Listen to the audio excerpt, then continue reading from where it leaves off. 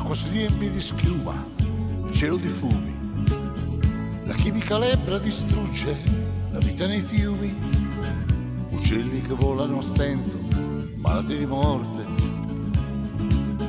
Il freddo interesse alla vita le ha sbarrato le porte. Un'isola intera ha trovato nel mare la tomba.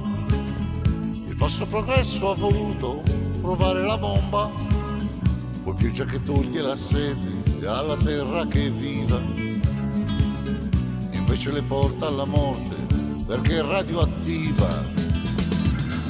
Eppure il vento soffia ancora, spruzza l'acqua alle navi sulla prora e sussurra le canzoni tra le foglie, bacia i fiori, li bacia e non li coglie.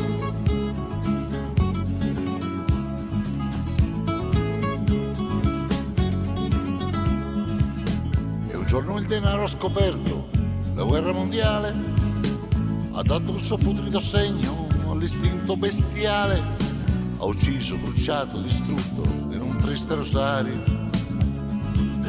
E tutta la terra si avvolta di un nero sudario. E presto la chiave nascosta di nuovi segreti, così copriranno di fango persino i pianeti. Vorranno inquinare le terre, la terra tra i soli. I crimini contro la vita li chiamano errori.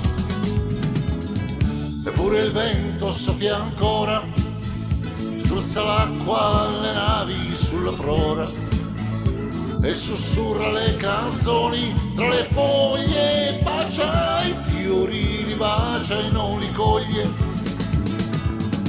Eppure sfiora le campagne e accarezza sui fianchi le montagne e scompiglia le donne tra i capelli e corre a gara in volo con gli uccelli. Eppure il vento soffia ancora,